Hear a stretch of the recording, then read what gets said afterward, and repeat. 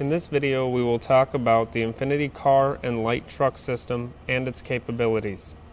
The car and light truck system includes many components from adapters and stems to the scanner and targets, and much more. At the end of this video, you should have a rough idea of what the system is and what it can do.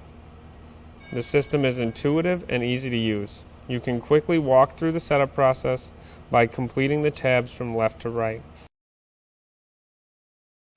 Filling out each of the first 3 tabs completely will save you time at the end of the measuring process. The system comes with an extensive database of manufacturers and models. The dimensions of the vehicle you select will automatically load when clicking the Target tab. An image of most spec point locations can be viewed in the upper right corner of your screen. The system comes with a variety of adapters and stems designed to work with any vehicle. The new upper body tram is both easier to use and more accurate. By freezing measurements, the tram can be used at multiple points along the upper body of the vehicle. Always add your torque box first. It is also recommended to measure with at least 8 targets. The target icon and its ID number are displayed for each spec point that you assign a target to. You can set the tolerances for damage to fit your preferences.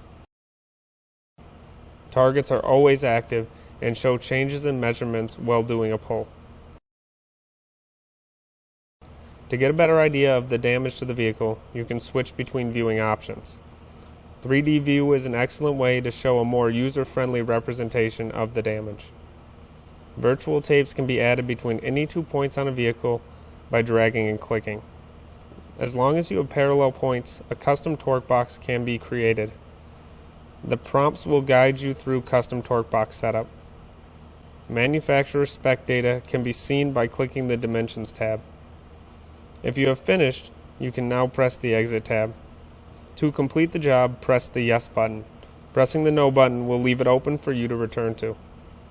I hope you found this video useful and enjoyed it. Thank you.